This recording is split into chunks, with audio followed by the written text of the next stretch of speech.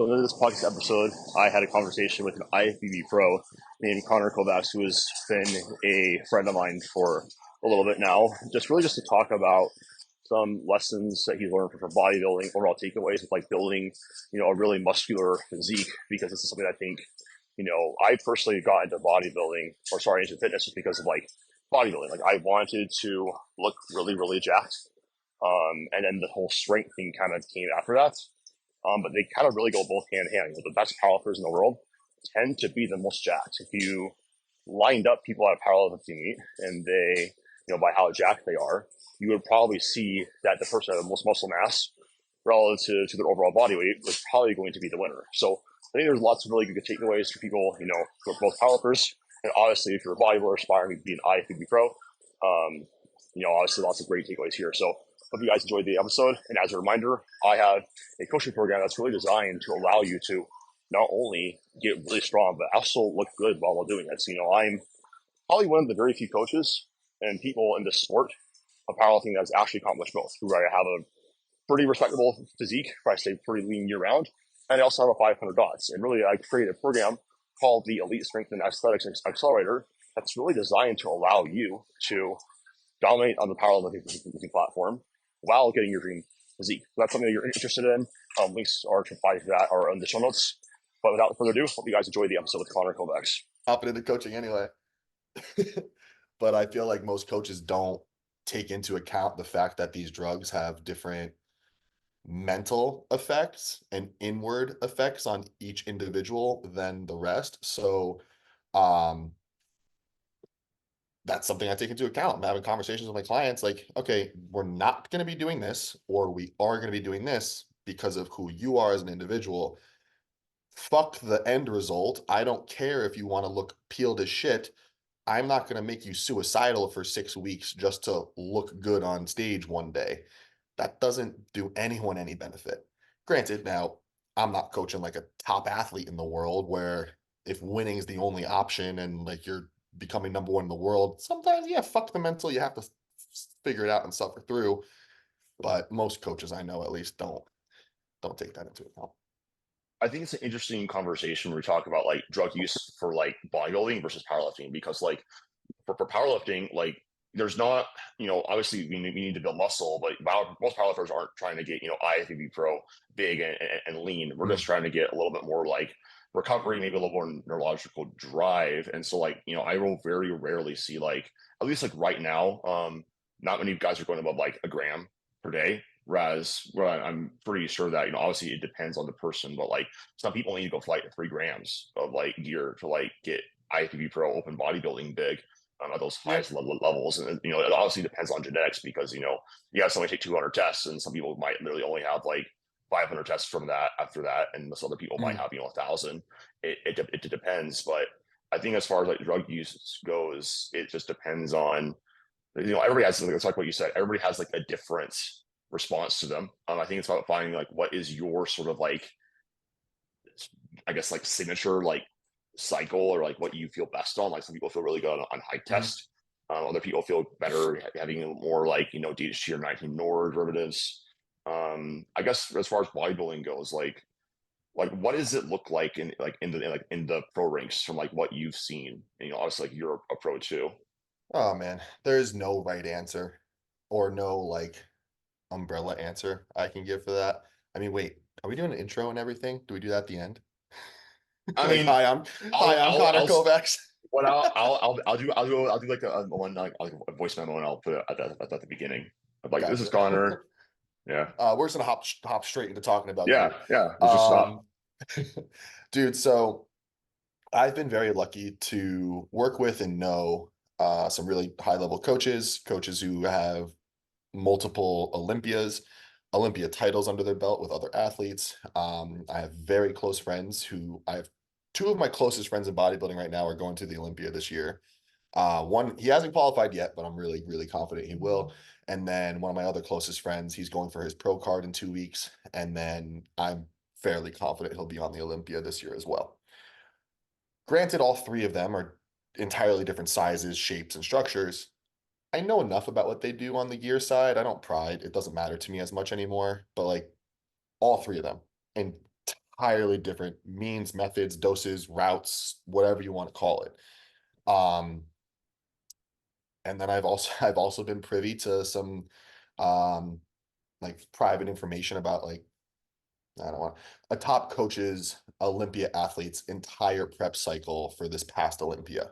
He placed top 10 in the world, so obviously like it's a pretty extreme cycle, but probably one of the most extreme I've ever seen. I think it was upwards of a gram of tren a week, but that was just Wow. tren. Whereas one of my closest friends who's competing in Chicago and then Texas, Tampa this year, I've worked with that coach myself. His dosing is more congruent with the 270-pound bodybuilder that he is, but it's conservative and safe. Safe Right. for a pro, safe in terms of pro bodybuilding standards. Um, so two entirely different sides of the spectrum. And then my third friend, who I'm very close with, like I wouldn't say it's extreme doses, but entirely different way to skin that cat, utilizing drugs that you don't commonly see at all. Also, drugs that most people can't afford. Um, so for anyone who likes to sit back and say, "Oh yeah, all pro bodybuilders are doing these extreme crazy things," the flat out answer is no. Not every single one of them is. The real answer is all those pro bodybuilders are probably taking less than the average guy, and they just do the other stuff way fucking better than any of us. Way better than me. Like I'm a IFBB pro, but like my buddy Jordan, my buddy Martin, my buddy Ben, like some other coaches and friends I have in Tampa, like they do bodybuilding better than I do, just factually. But that's why they improve the way they do. That's why they are getting to the stage the way they are. That's why I'm confident three of them are going to the Olympia this year. Whereas like I might be 85% on my stuff. I'm here in New York chilling and I'm having pizza tonight. So it's the other stuff that I think is the conversation that's left unaddressed too often. Right. So I think it's a good way to frame it. It's like gear is like makes your genetics that you have like really good. But Mhm. it doesn't change your genetics. And if you don't have very good genetics or and you do everything right, let's say, and you're natural and you don't get, you're not very jacked, you have a hard time getting lean, you're not really strong. There are some people like Nick Walker's a example of like look very like meh when he was natural and helped some gear Mm. and like his response has just been crazy. But that's not everybody. That's the outlier. And typically, if you don't have good genetics, the gear is only going to make it's going to make your shitty genetics like less shitty is a good way Mhm. to sort of frame it. But I like how you said that, like it's all the other things that make people the way that they are. But so one of the reasons like why like myself and like other people might have like some, hesitation around admitting use at times is because people don't understand that number one, I had a medical reason to start. I was anorexic and, I even just after, I made very good progress even on low test levels the entire time. And after gaining, 40 pounds, I was still hypogonadal. So I made the choice. But it's all those other things that go into like what makes you that strong or that to have that physique. It's not just like the drugs. And a lot of times people are really quick to like say, "Oh, if I was on Mhm. testosterone, I would do that too." I'm like, then do it. I Because wish that was the answer. I wish too, because everybody, you would be fucking on the 300, 300 pounds Olympia and stage. healthy. Yeah, that's just not how it works. And like, as far as like strength goes, it's like, I mean, I don't skip my sessions at all. Like, I'm very consistent with like all my nutrition. Every day is kind of like Groundhog Day.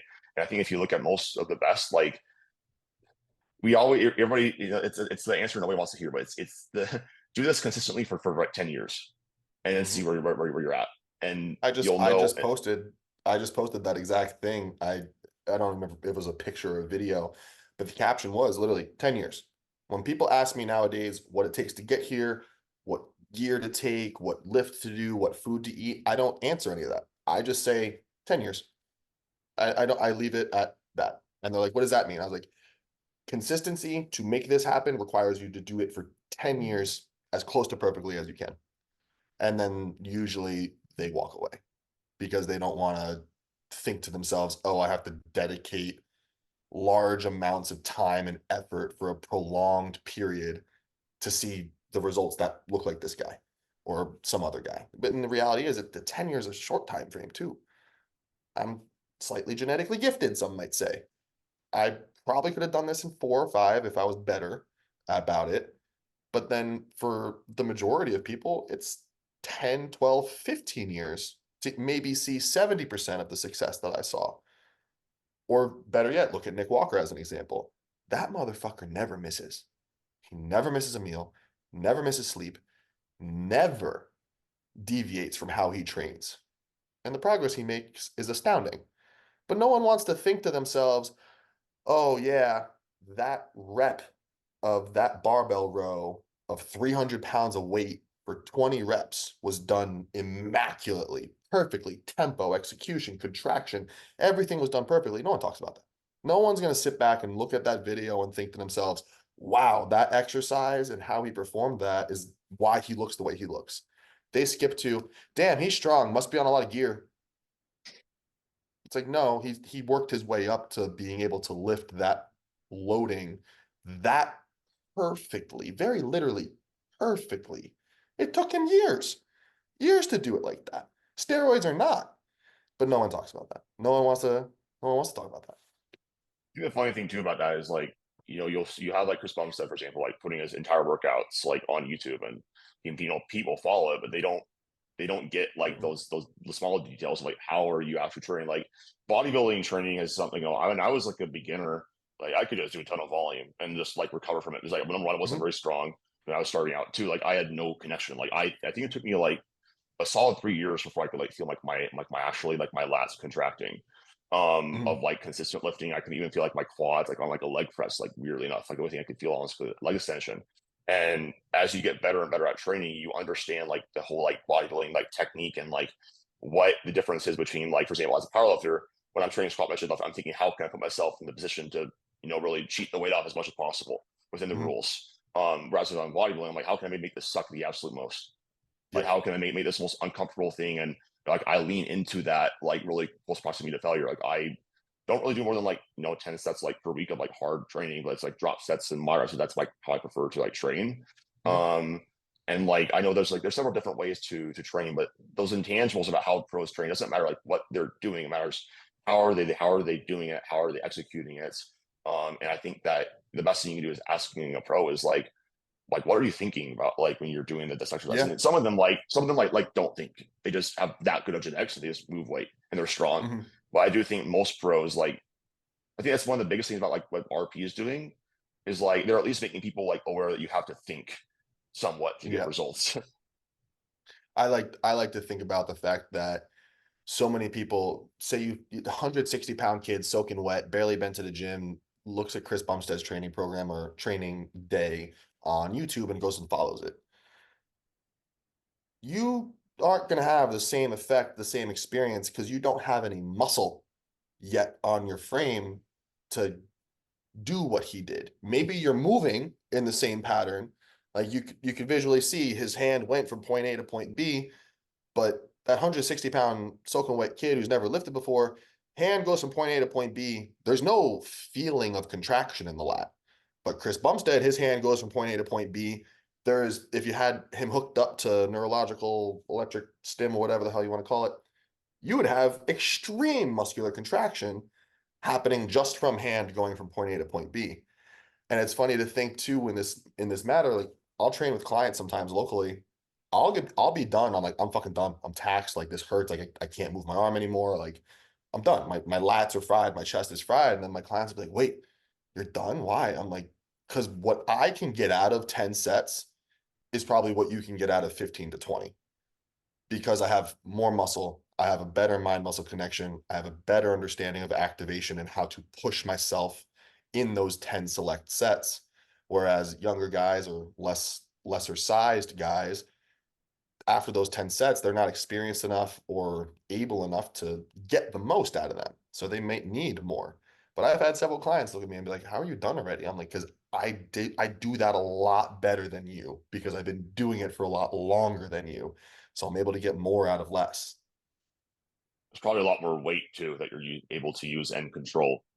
Relative though. It's all relative. I mean, 315 for me for 10 on the bench might be 225 for my client on the bench, but as long as like his perception of exertion on that exercise is the same as mine, the weight shouldn't matter if he's as long as he's like not 250 pounds. If my client's 250 pounds and I'm 250 pounds, then it's a different story. But Right. like um if he's a 200-pound client lifting 225, I'm a 250-pound person lifting 315, apples to apples, it should be like the same, what's the word? The same benefit, the same feeling of heaviness, but it's just relative to the person's size. It's more just the ability to get out of that extra of that single set what you want to get out of it. And if you rack it at 10 and you didn't sit up and you're like, oh my God, my chest is about to tear the fuck apart, you probably didn't do that set to the best ability that you could have for a bodybuilder at least. But then for me, I have sets where I throw the dumbbells down and I grab my chest. I'm like, what the Yeah. fuck? That hurts. It You just feel like fucking it's hurts. like cramping like already. Yeah. Yeah. Yeah. And it just really hurts because the mind muscle connection, the ability to push my muscle in that way versus somebody who's lesser experienced, that plays a huge factor. And again, no one's in it. Who have you walked up to in the gym and been like, hey, how'd that set feel? You think like describe how the muscle worked for you. That's not a conversation you have. No. No. So how much does like exercise selection actually matter for like, building like a physique? Because like I guess what the context I mean is like, the basics of like, like lat pull downs and like barbell rows versus like, these like special exercises you see all the time with like the back of like single arm stuff and whatever. Mhm. Because like how much does that matter? And like maybe if it does matter, like when does it start to matter? Because I think it's the most trendy thing right now in bodybuilding besides volume. And I think that'll always be trendy, but like exercise selection, like is there like a really like a magical formula to like getting a pro physique, like building like wide lats, or is that mostly just like insertions and genetics? My best advice for younger clients who are coming into it with that question is take your program, do that for several weeks, figure out what doesn't feel good, make necessary substitutions. Then from there, whatever that program is, utilize that to get strong as fuck for as long as you possibly can and get good at those movements. Because if you have movements that feel good, you connect well with, and are comfortable for you to do and push intensity, well, it doesn't matter if it's a barbell row or if it's a Smith machine row or if it's another row variation that puts your body and your elbows in the same position. I don't give a fuck what you're holding on to as long as the movement pattern's the same. And then the next thing I care about is the movement pattern. Does it feel good in that position? Do you feel that where you want to, and will you be able to progress on that with strength? Then go get strong at it. Because most people don't have any strength, don't have any muscle. They just need to grow. And they're going to need to grow with what works best for them. I suck at barbell rows to this day, but I program them in sometimes because it feels different than other movements. And I'm getting into the little nitty gritty weeds department about like, what can I do to make the small minutia better on my physique? I'm not here like Connor Kovacs needs 20 pounds head to toe because he doesn't have any muscle. I need 20 pounds of muscle in certain areas at different intervals, top to bottom, whatever you want to call it. So then you get into the nitty gritty about exercise selection. But for the first 5 years, it doesn't matter. Just hit the movement patterns that create a well balanced physique and get stronger. Just get stronger because you're not going to gain muscle being weak. Yeah, I think that's a great point. And that's something that we're bodybuilding and powerlifting are very similar in that powerlifting is all about sort of finding like a training week and a layout of exercises that like not only in terms of like how much specificity do you have like the squat, bench, and deadlift versus like accessory volume, and what exercises actually like allow you to not only build muscle but actually transfer over to the like Mm-hmm. your actual main lifts. Well, a good example of this is that my squat was kind of stalled out. I was even starting to like regress now. There were some fatigue management issues, but a big thing that you might not think is a big deal. I put leg extensions instead of belt squats on my secondary squat day. And just more about my high rep. And like my leg just felt like they didn't have any pop. They didn't feel like they were actually getting trained hard enough to actually have that pop on my primary day. And then I put them back in and I got a little bit more sore. But I came back around. I was like, oh my God, my squat feels so much better. And Mm-hmm. you kind of stick with that formula until it works. And I think that like having that actually having a program actually like not don't do like I really am against the whole stance. So like I do what I feel like. Like that works for Sam because he's Sam. For most Mhm. people, and I would even argue that Sam would have better results if he actually had a consistent program where he wrote it Yeah. down that this is what I'm going to do, this is what feels good, this is what doesn't feel good, this is how my recovery is, because then you can actually have predictable results. And you and I are coaches.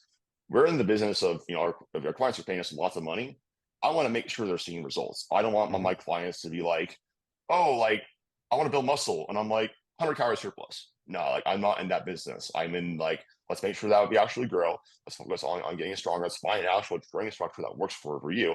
And as long as you're still enjoying it somewhat, and as long as you're making progress, I'm not changing anything. I used Mhm. to change a lot of stuff as a beginner coach, with my powerlifters with their program, like one month basis, like accessories and what they were doing, and like I don't periodize things that much anymore. I'm just like, this is what we're doing. This is what it looks like. It's working really well. We're not making many changes. Um, so I think that's a really good conversation. I think bodybuilders have that issue of like ADHD with like exercise selection. Bodybuilders get bored because like we don't have the three main lifts to focus on because like those would be our three exciting things every week to look forward to. Um, because those are the three things that you compete with. Those are like your pinnacle of exercises you need to do, and that's the exciting stuff for you. And then more so, accessory work for you guys plays an even bigger impact because your sport is performance based. My sport is appearance based.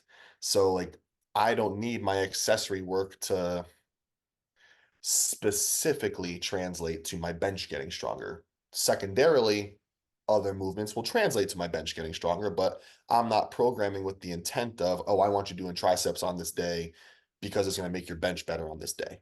It's I'm having you do triceps whenever the fuck I tell you to do triceps because you need bigger, better triceps. No performance factor involved at all. Um, I've entirely lost where the question was going. What'd you ask again? I'm sorry. We were just talking about like exercise like selection. I bodybuilders have like, Yeah. the bodybuilders get bored. And then, yeah, so bodybuilders get bored because in our head, or not mine, but in most people's head, it's like, well, I'm going to the gym to develop my rear delt, so I'm just going to do whatever rear delt exercise. And it's like, no, go pick one you feel well and perform well and just go get really fucking good at that because that is what translates to muscle growth, not I did a vertical, a horizontal, a pec deck, a cable, a dumbbell, and changed it every week for 7 weeks. But then you come back around to week one's selection and say you're doing the reverse pec deck again and you're not any stronger. It's like, well, if you're doing 110 pounds on that pec deck on week one and you're doing 110 pounds on that pec deck on week seven, where's the improvement? Where are we seeing a quantitative metric of improvement? None. We're going to see visual improvements appear faster when on paper we can say, I got better at this 10 out of 10 times. If you get better at X exercise for whatever muscle group you're trying to target, from week 1 to week 12 of training programming, if there is an increase in strength and caloric surplus exists and you're doing it well, you're going to see an improved look. But if you have no quantitative metric of improvement and you've just dicked around doing whatever rear delt exercises you could find for 12 weeks, sure, there might be a better rear delt after 12 weeks just because of you can't ignore biology and physiology, but it's probably going to be, I'd argue like 30%, 35% lagging on what could have been. So keeping that frame of mind and not having ADHD and running from exercise to exercise, it's only going to make you a better athlete and make your progress go much quicker as well. I think a way to like frame that too is like, hey, like this is a really good metric of am I actually building muscle? Because in the short term, you will get stronger on new movements because they're new. But in the long term, if you're still getting stronger, it's probably some muscle going along with that. Yeah, I mean, oh, I'm sorry, my grandmother's calling. Um, could you call Mima, please? Thank you. Um, I mean, I've been dumbbell bench pressing for what year is it? It's 2020. I've been incline dumbbell bench pressing for over a decade. I'm still trying to get better at it. I'm still trying to get stronger at it. 6 weeks ago, when I worked it back into my programming, I benched the 130s for 15. And then I did the 150s for like 10 a couple weeks later. 2 years ago, I wasn't doing that. But in the mirror, you can see there's a vast difference in my chest size, and it translates and correlates to my performance on those movements. So I got stronger. I focused on them. It took me time, but visually, the improvements are there. And then on paper, I can see it as well. And we're always going to come back to the same movements. Nothing's changed in the gym. It's been how many decades? Nothing's really different in the gym. You just have somebody saying to twist your wrist a different way or stand on your head some other fucking way, and those things are usually stupid. But nothing's different. It's all the same shit, just wrapped in different gold. And it's gonna be Right. different in another 5 years, and in another 5 years, someone's gonna wrap it in silver and then wrap it in platinum. But nope, it's still gonna be the same shit. Not not gonna change. The wheel is the wheel. No one's reinventing it. Yeah, that's why like my favorite person to listen to in the industry is Lyle McDonald, because like he's just been very Mm, consistent the entire time. He's just always had like things right with like volume, with like muscle growth, and like with really like everything. And like there's a lot of hypertrophy researchers. There's a lot of bias, and there's a lot of like skewing data and like in favor of like what they want. And that's why I also think like as far as like as I used to really tout on like being like evidence based, and I thought that meant just like looking at the science. But I just realized like as I've gotten more into like the weeds with the data and with this is like that stuff matters. It gives you like a starting spot, but that's all it is. It's just a starting spot. And the most valuable thing that you can get from a coach is those 10 years of experience that they've had doing yeah, what you want to do. And especially if they've gotten to where you want to go, or if it's shown countless times and proven they've gotten other people where you want to be. I think that's worth all the money in the world. This is something that actually matters to you. agreed. And that's what I tell my clients all the fucking time. I did all the fuck ups from the age of 18 to 24. I did all the wrong, stupid shit. Yes, I saw progress. Yes, I saw success, but I did the wrong shit. I learned from it. So now I can tell my clients, hey, here's where it's wrong. Here's where I did it and why it was wrong, and how I can tell you how to do it correctly, which is nice because at least they can be like, oh, okay, Connor knows for a fact this doesn't work, or Connor knows for a fact this is a bad idea because I've been there and I've done it. Versus, I mean, you and I have both been through the same mentorship, so we know that there's coaches Eh, out there who shouldn't be coaching, and versus those folks who've never done anything for themselves in the sport of bodybuilding or just in the health and fitness realm at all. But they're supposed to sit back and take money from people and tell them how to perform and tell them how to conduct themselves, when it's like you've never done it yourself before. So yes. why am I taking advice from somebody who's as inexperienced as me? The That reality shouldn't is that be that shouldn't be the case. that is what most coaches are. And if you look at most coaches who suck, that's what they're like. They haven't done it Hmm. themselves. Like they look very normal. They're not strong. They've accomplished nothing remarkable. And in my opinion, that is a crime. Like you should have like legitimate credentials and experience if you want to tell somebody to go somewhere. Like think about like how many powerlifting coaches do you know who are like have actually gotten a 500 dots, who have actually developed like a physique. Like I stay lean year round, I somehow like improve. Hmm. Like, and that's not like I have good genetics. Like, don't get me wrong. My number one genetic like asset is my ability to work hard and tolerate pain, and That is that's a the reason genetic why I'm asset. where I'm at. Yeah, that's 100% a genetic asset. My genetic asset is very physical. Mentally, I tell my training client this, sorry, I tell my training partner this every time I've established a new training partner wherever I've lived. Hey, I'm going to tell you straight up, I identify as a bitch. So when I bitch out on something, you already know not to be surprised, because I will. But I know who I am as a person, so I'm able to honestly tell that to my training partners and friends. And so my mental is maybe not my asset, but your mental is. Everyone else's genetic asset's going to be highly different. But if you apply it, utilize it, gain experience with it, you're at least in a position good enough to tell others how to be guided or programmed for others, even if they don't have those genetic assets. But like still like you have to for me it's like I know how to get somebody like to be strong as they possibly Mhm. can. and while improving on their physique, because like that's what I've been doing. And I think that a lot of powerlifters, like, the reason why I want to get you on is because like I think there's so much to be learned from like the physique side and developing a good physique and getting Mhm. jacked, and because like that's how you also get strong. You can take most bodybuilders and like like you can probably teach them how to get stronger very very fast because they're Oh really yeah. jacked. Like you're 250, like bro, like you're 250. If you were like, hey Adam, like I want to fuck around, I want to see if I can deadlift 800 pounds, but like give it a year, I bet it'll happen. Say a year and a half. My deadlift's very bad. Well, then maybe you uh squatting 700, then like depending on what your like genetic like gifts are, but yeah. like the whole point there is that like if you're muscular like that, and then also like that's like the biggest bottleneck for like most people, and like for me too, like I struggle with eating sometimes because of my history with anorexia, and I will like I'm always like I'll do everything else right, I'll sleep enough, I'll train hard, I'll stick to my program. There's no weight gain. I've been like 195 forever, like whatever. And it's like I didn't see any progress for a long time. So I kind of tap that out. And then all of a sudden, this last block, I gained some weight. And then it's like, oh, which look at that progress. Yeah. And it doesn't always happen quickly. And also progress on the scale doesn't have to dictate if progress occurred at all. I've been showing this one client around for the past like 2 weeks. Um, the side by side of him, he had a severe gut issue when he came to me and also wanted to get ready for the summer. So like, okay, well, we can tackle both in the same clip, but we're gonna have to make sure we address the gut health. His side by side of his peripheral view, I showed to people, I'm like, hey, guess what you think the change in weight is from left to right? Anywhere from 15 to 25 pounds is what most people guess. It was 4 pounds.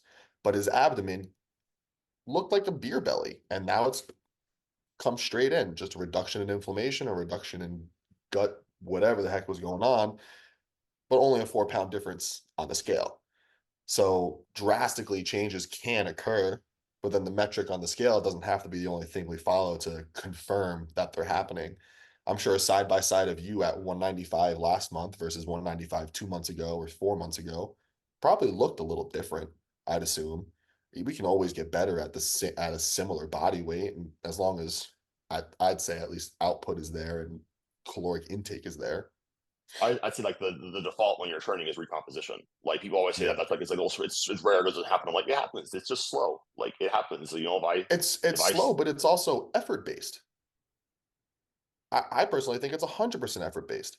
If you're no, okay, what the apparently heck? not. Okay, apparently I don't Zoo doesn't know. like that. I guess Okay, not. anybody who's watching the Um, video is going to put a thumbs down right above Connor's head. Summer has but infiltrated Zoom. this would make sense. That's all Summer's fault. That would make sense. But I think the recompositioning phase is 100% effort based. If you're gonna put in extra effort and extra intensity in the gym, and then caloric intake stays the same, body weight stays the same, and then after 4, 6, 8 weeks, you look better, you probably just worked harder. And most people don't get that to click. Most people are like, well, the gym isn't working, the diet isn't working, so something's wrong. It's like, well, look inside, look inward. What's probably happening incorrectly is that you're not giving the right amount of effort to give the programming the opportunity to do what it does. And then Everything you'll this is never in know. everything in this stuff is within your control. Like Hmm. you'll have obstacles all the time. Like I had gut issues too. Like I like had really bad malabsorption earlier on this year. Now it's now it's it's figured out. But like if you're not making progress, you really need to go inward and take extreme ownership over. Okay, this is what I'm doing really well. This is what I think I'm doing well. Maybe I need to ask like my coach, like, hey, like what do I need to do better? Like I asked Yep. my coach that too. He's like, gain weight. That's what you have to do better. Is you have to gain weight. You have to try harder. And I think it's like I tell my clients this: accomplishing your fitness goals is as easy or as hard as you want to make it. I like that one. I haven't heard that one in a while, but I like that one a lot. Because it's true, and I think also 100%. it places back ownership on yourself. In the modern day society, people like not taking ownership over their actions. They like thinking Oh, that and this is one of the biggest things I think bodybuilding can teach you is like how to be responsible, how to set goals, how to constantly be striving for improvement. Powerlifting does the exact same thing, just as a different context, and that's why I also think like both the sports go very well hand in hand. mhm. But like that's something It's like being something. honest with yourself too. Like you and I could sit up from a set and think to ourselves, fuck, I should have done one more. Or fuck, I know I knew I should have put that 25-pound plate on the bar versus the 10. You and I could sit up and honestly say that probably 10 out of 10 times when it happens. The majority of people don't even recognize to have that thought. They don't even start to have that thought until way later when they're just being disappointed in themselves. Like, why am I not seeing results? It's well because you weren't honest with yourself from day one. And that's something that it's a learning curve. And I like your quote there, but that I think is what separates people who see results quickly or don't see results at all. And then the ones who eventually have that come to Jesus moment, then they'll be like, oh, fuck. I just wasted 8 months and all I had to do was this in the gym. All I had to do was talk to myself and be honest with myself and not be a little bitch or to go for that next rep. That's all I had to do, and the results would have been so much better. And I'd say that's like the three ways of looking at it. Like you have the honesty, you don't have the honesty, or you realize it later than you would have liked, and you realized you wasted months and time and money and didn't see the results you wanted to see. And that's the worst feeling. Like I remember I had a period of time when between like 2019 and 2021, obviously COVID happened and like the shutdowns happened. But like I went like right back in my eating disorder tendencies, like just really actually was scared of eating, lost a lot of weight. And then like I signed up for meat and like I walked on the platform. I did everything I possibly could. But like I had this unreal anxiety because I knew I had Mhm. messed around more than I should have for like the past Mhm. like year. And like I still got some improvements, but that was because I was completely dialed into what I knew I should have been doing for the past, you know, year plus. And like I'm, somehow squeezed out, a 10-pound squat PR and matched my bench and a 10-pound deadlift PR. But like that was like the worst feeling ever. I'm never gonna let that happen to myself ever again. I'm never gonna Yep. allow myself to think, what if I did this? And that's one of the things I tell all my clients at the end of every single prep is like, hey, you should do everything you knew that you should have. Mhm. But there's nothing you could be mad about as you did your best. Now, if you know that you didn't push your accessories hard enough, you know that you overshot all of your sets or your back down sets, or you overshot your top sets or whatever, or you didn't sleep enough when you could have, you were staying up fucking around on Fortnite, uh, then you can be pissed off at yourself because and you Yep. should feel anxious because you didn't put everything into this. And I'm sure you feel that way on like bodybuilding stages. It's like bodybuilding, Mhm. especially like it's such a culmination of like little actions. I think in even more like sense in like powerlifting is like, especially in that prep scenario, Yeah. when you're dieting down to lean, that those very low levels of body fat expose everything about you. Yep. Agreed. And that you bring up the whole prep question and everything. Summer had us develop a post prep survey that we send to at least our beginner clients who have just completed their first prep and maybe had a couple hiccups along the way. And it gives them an opportunity to be honest and reflect and see where they could have done better. And then gives us an opportunity to sit down with them and be like, cool, we agree, we disagree. Here's what could have been better, how we can change it, and how we can move forward with it. And that I think is an invaluable source of um, or an invaluable resource for clients Mm. because like you and I mentioned prior, most people don't reflect and think, ah shit, if I went to bed 30 minutes earlier for the past 4 weeks, I probably would have recovered better and I probably would have been able to do this, this, and this. And then not many people reflect like that until you're really into it and can sit like what to look for and how to make those adjustments on yourself. Like when I communicate with my coach getting ready for a show, it's like I know the minutia that matters, so I'm able to communicate that and translate that. But then other clients are like, "Yeah, I was up until 1 a.m. a few nights this week," and I'm like, "The fuck? Why? Why?" Like, I don't know, I couldn't sleep. I'm like, "You are 4 weeks out from a show, and that you just decided to stay up until 1 a.m." Like, yeah, like nobody, If I'm a you don't think of deficit, it. I'm like I wake up and I'm like I get my workout and I'm like when is bedtime? Like I'm ready to go to bed. Yep, that's pretty much a daily. Yeah, it was like Daily. I don't know about you, but like the hardest thing for me, like if I'm dying down, I've never gotten down to stage lean. But I've been probably been pretty damn You're lean, close. my man. Um, it's but like if I am in a deficit, like it doesn't really bother me like the hunger. It's like I know how to manage my hunger, and I also have a very acceptance based model. Like I'm hungry. This is like sign on towards Mhm. my goal. What bothers me is like the fatigue. Like I'm like, oh my Yeah. gosh, like walking to the bathroom. I don't want to do that at all. And And is I feel that I'm is that just like because such like you're cutting weight to make a weight category? Is that why you get that well lean for that? uh because for me, like I just kind of just chill here. Like I kind of just always been like I've been like lean. Mhm. Like even like in my first bulk, like I got a little bit more like fat for me, but I still had my abs. Like I still could see like all of them. And within a month, I was Yeah, back down like at 10%. it's a different conversation though, because like I walk around with feathers on my quads and a six pack year round, Yeah. but I feel perfectly okay.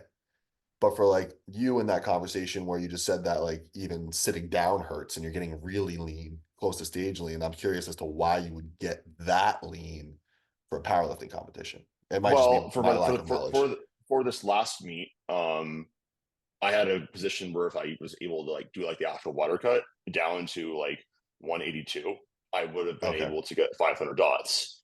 So I decided to suffer the last month of my prep and dieting down like when you have to do heavy singles at like RPE 9 is really hard mentally. Yes. Um, and I just did it. Like again, I have a very high pain tolerance, and like after I weighed in and kill myself in that weight cut. Like again, I have a very high pain tolerance. Being anorexic, that's one of my superpowers. I can just power through whatever, like whatever. And Never, I ate never the seven heard thousand never heard that in a calories. single sentence. I'm sorry, I don't mean to laugh at that, but Well, I've never heard that in a single sentence. that's one of the things I got from it was like a very high pain Yeah. tolerance. But like I ate like 7,000 calories after weighing. It's like no problem, and still got that. But like that's why I did it. Yeah, that makes It sense. like I felt like that likely just because of like the having to do such heavy weights and like being Yeah. that neurologically like fatigued. Ben Pollock, he described powerlifting fatigue feeling like you literally got like hit by a semi truck and then you got like stamped by like a fucking like rhino. And then bodybuilding fatigue is like you get tired and sore and hungry. It's a very different Interesting. feeling from what he says. I mean, I would assume so, but then Ben Pollock, that motherfucker trains like crazy. Um, I would assume that difference is accurate because with bodybuilding, we're taking a lot of PEDs for appearance purposes. And although they're programmed in for changes in appearance, we don't ignore the physiology. They have benefits to recovery, they have benefits to fatigue, they have benefits to cortisol, they have benefits across the board. So yeah, the probability that it's just tired and a little hungry is more likely versus I think it's just the I think it's powerlifting feeling like you got hit by a bus.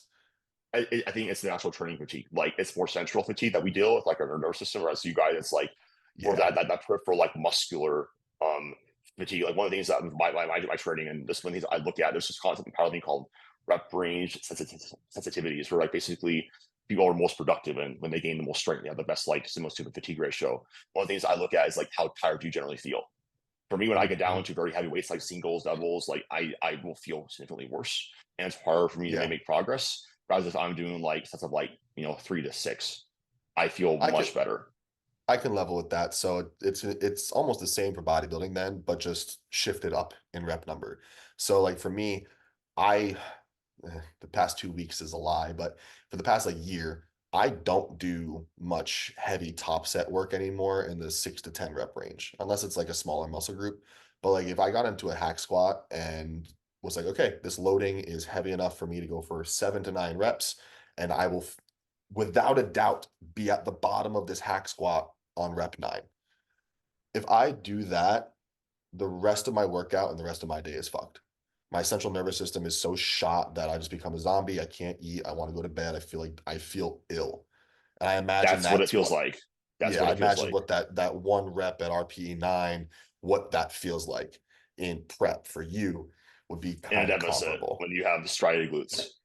Yep. So then bodybuilding though, prep is prep and off-season training doesn't change. Like your job in prep is to do whatever the fuck you can to maintain your numbers from week 1 to the very end. And Granted, if you're enhanced and you're dieting right, like I hit PRs at 3 weeks out. Usually around 2 weeks out is when all of that shit dips and goes away. But like I'll hit PRs at 3 weeks out. The goal in bodybuilding is to try and maintain as much of that strength that you built in the off season as long as possible.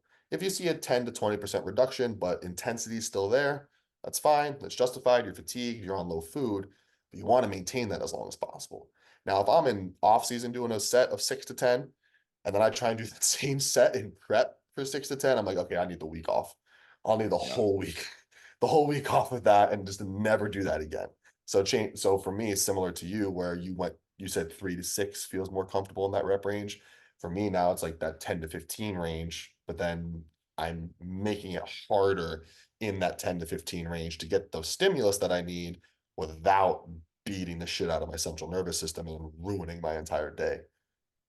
Yeah, that nervous system like management, like especially sympathetic. I think that's really what we're trying our best to manage, like in really any phase of training, off season, dieting, after trying to progress in the gym.